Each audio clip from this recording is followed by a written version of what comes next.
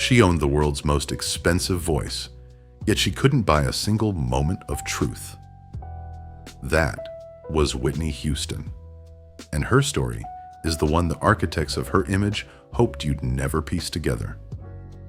January 1991, the Super Bowl. The world saw a goddess in a white tracksuit, redefining a nation with a single, soaring note. But I remember the air in the skybox that night. It didn't smell like victory. It felt like a fever dream. You see, the elite didn't love Whitney. They loved the blue-chip asset she represented.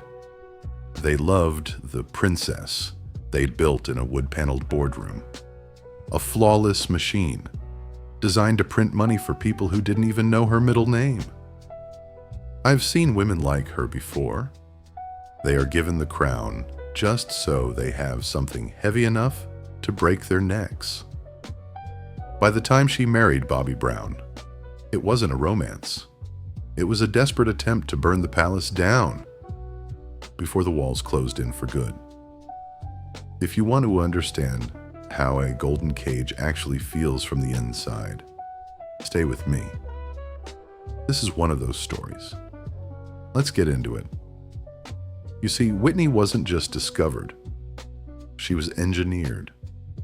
In the early 80s, the music industry wasn't looking for a voice. They were looking for a bridge. They needed a black artist who was safe enough to sit on the mahogany coffee tables of Upper East Side penthouses. Enter Clive Davis, the high priest of Arista Records. When he saw Whitney, he didn't just see a girl from Newark with a once-in-a-generation gift. He saw a blue-chip asset. The transformation was clinical. Every rough edge of her heritage was sanded down. Her hair, her diction, the way she tilted her head when she laughed. It was all curated to appeal to the old money sensibilities of a white-dominated elite. They didn't want the soul of the church. They wanted the polish of a debutante ball. I remember a veteran executive telling me over a glass of vintage scotch that the Arista offices felt more like a diamond laboratory than a record label back then. They were building a fortress around her. By the time she released her debut, she was no longer Whitney. She was the voice, a corporate-sanctioned princess. And the money? It started flowing in a way that would make a Wall Street broker blush. Limousines, private villas in New Jersey, and a staff that functioned more like palace guards than employees. But here's the thing about a fortress. The thicker the walls you build to keep the world out, the harder it is for the person inside to breathe. She had the crown. She had the keys to the kingdom. But if you look closely at the contracts being signed in those wood-paneled boardrooms, you'd realize that she didn't own the crown. The crown owned her. And that reminds me of something. You know what the truly wealthy have in common? They believe everything has a price tag, including identity. I've seen it a dozen times. You give up who you are, or a seat at the table, only to realize the table is bolted to the floor. But back to her. The year was 1991, and the world thought they knew exactly who Whitney Houston was. They were wrong. By 1992, Whitney Houston was no longer a person. She was a global conglomerate. When The Bodyguard hit the screens, the world didn't just watch a movie. They witnessed the coronation of a queen. 42 million copies of the soundtrack sold. Think about that number for a moment. It's not just music. It's a mountain of cash that demands to be guarded. And the elite circle around her, the lawyers, the agents, the label heads, they weren't guarding Whitney. They were guarding the mountain. I've seen this happen to the best of them. You start as the owner of your talent and you end up as its most exhausted employee. I remember hearing about the atmosphere in her dressing rooms during that era. It wasn't the joyous chaos of a rock star. It was the clinical silence of a high-stakes boardroom. Everything was white, White roses, white carpets, white silk. It looked like heaven, but it felt like a hospital wing. She would sit there, draped in gowns that cost more than a mid-sized house in the suburbs, staring at the mirror. People thought she was admiring her beauty. In reality, she was looking for the girl from Newark, who had long since vanished under the layers of Dior and hairspray. The thing is, the industry had built a white-friendly wall around her so high that she couldn't see her own people anymore. She was the first black woman to be embraced so tightly by the white elite. But that embrace was a chokehold. They expected her to be a statue, flawless, silent, and eternally grateful. And then came the $100 million momentum. While the official record-breaking contract came later, the groundwork was laid here in the mid-90s. Every time she breathed, a commission was generated. I once saw a ledger from a private jet firm that handled the elite in those years. Her name was always at the top. Thousands of dollars for a flight, just to ensure she didn't have to stand in the same air as the public. It sounds like luxury, doesn't it? But you know what they don't tell you? When you never touch the ground, you forget how to walk. The empire was at its peak. The money was flowing like a river that would never run dry. But behind the scenes, the cracks were becoming canyons. I recall a conversation at a charity gala in '94. A certain producer leaned in and whispered, "She's tired. You can see it in the eyes. But as long as the voice holds, the bank stays open." That's the cold truth of the inner circle. They don't see a human being. They see a dividend. And a dividend isn't allowed to have a breakdown. It's not allowed to be angry. And it's certainly not allowed to fall in love with someone they haven't approved. But Whitney was tired of being a statue. She was looking for a way out. Or perhaps a way to burn the palace down. And she found it in the most unlikely place. Right. The winter of '92. The wedding that changed everything. Every empire has a moment where the foundation cracks. Not from an outside invasion, but from a choice made within the master bedroom. For Whitney, that moment was July 18th, 1992. The wedding at her estate in Mendham, New Jersey, was a masterpiece of elite theater. 800 guests. A custom-fitted silk gown that cost $40,000. It was designed to look like a fairy tale, but if you'd been standing near the buffet, watching the faces of the industry executives, you would have felt the chill. I remember the way the air seemed to thicken when Bobby Brown took the stage. To the world, he was the groom. To the elite gatekeepers in that room, he was a virus in their perfectly coded system. You see, the marriage wasn't just a romance. It was a declaration of war. By choosing the bad boy of R&B, Whitney was finally screaming that she was tired of being the porcelain doll for white America. She wanted something raw, something real, something that hadn't been filtered through Clive Davis's boardroom. But the thing about the elite is that they don't fight back with shouting. They fight back with a slow, suffocating withdrawal of support. I've seen this pattern before. When a blue-chip asset stops following the script, the curators start looking for an exit strategy. The whispers in the hallways of Arista changed almost overnight. They didn't call her the voice with the same reverence anymore. They started calling her difficult. They started talking about liability. And Whitney felt it. Every disapproving look from a lawyer, every cold silence from a publicist, pushed her further into the only escape she had left. The drug use wasn't a secret in the inner circle. It was an open wound that everyone agreed to cover with expensive bandages. I once heard a story about a hotel suite in London during her '93 tour.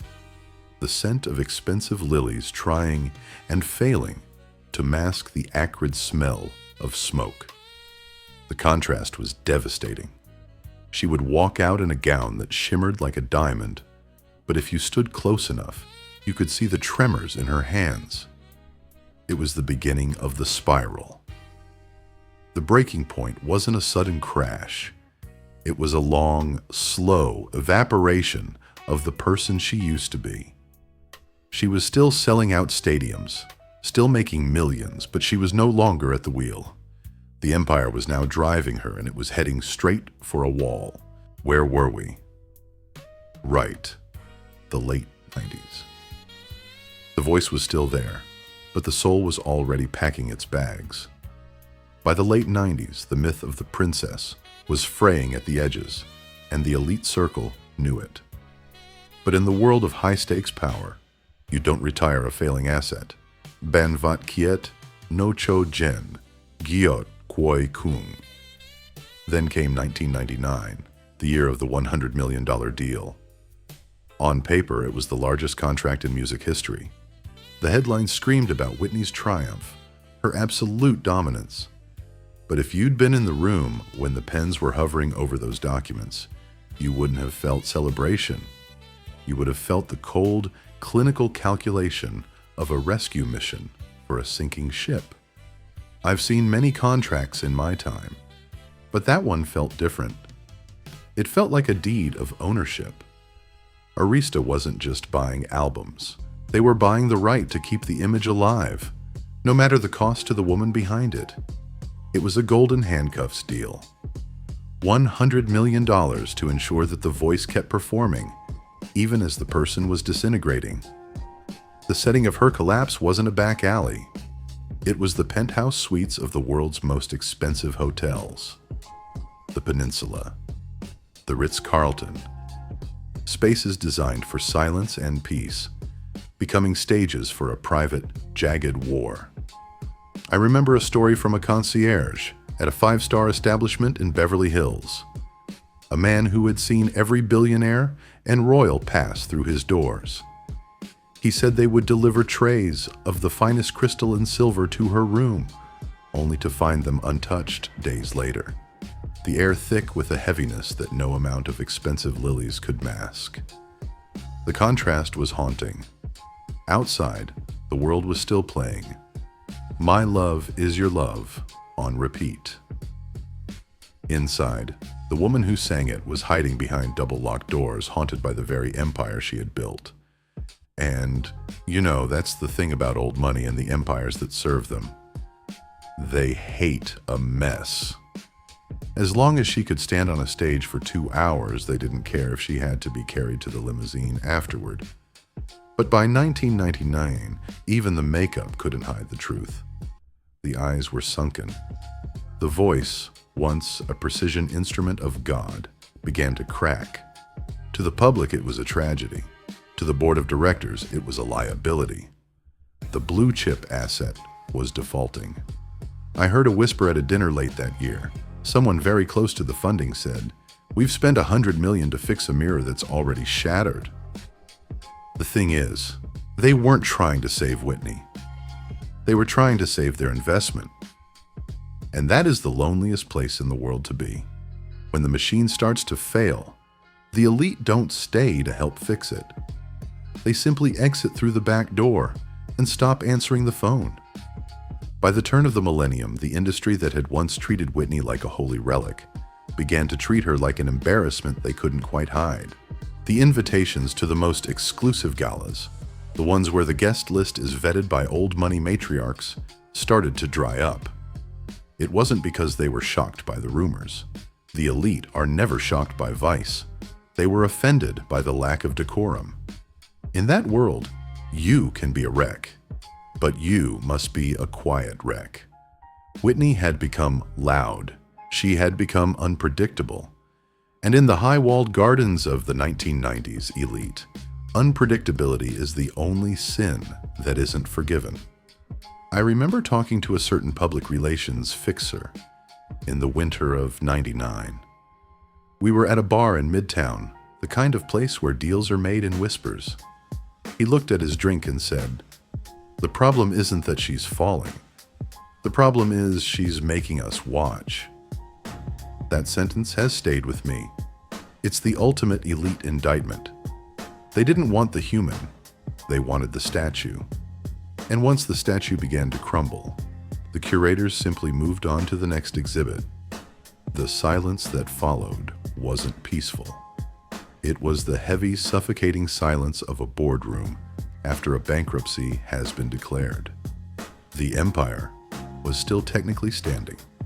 The $100 million contract was still on the books, but the soul had been evicted. But anyway, we are nearing the end of the tape. The name Houston still lingers in the air of Beverly Hills, like a ghost of a royalty that the elite eventually found too heavy to carry. Looking back at that $100 million contract, you realize it wasn't a prize. It was a tombstone. The industry got exactly what it paid for. The masters, the publishing rights, and the eternal image of a princess who never aged. But Whitney, she was left behind in the 90s, somewhere between a standing ovation and a double-locked hotel door. I sometimes wonder if she ever looked at those gold records and saw anything other than the bars of her own cage. The money outlasted the woman. It always does. In the end, the inner circle didn't mourn a person. They mourned the loss of a perfect instrument that had finally, inevitably, broken. There is a specific kind of silence that follows a collapse like hers. A silence bought and paid for by the very people who cheered the loudest. Maybe the real inheritance was never the money. Maybe it was the silence that came with it. If you're the kind of person who needs to know what really happened behind those closed mahogany doors, you're in the right place. Subscribe, because every week I bring you one of these stories, the ones the people inside hoped would never reach the outside. Let me know in the comments, whose empire should we observe next? Let's get into the next one soon.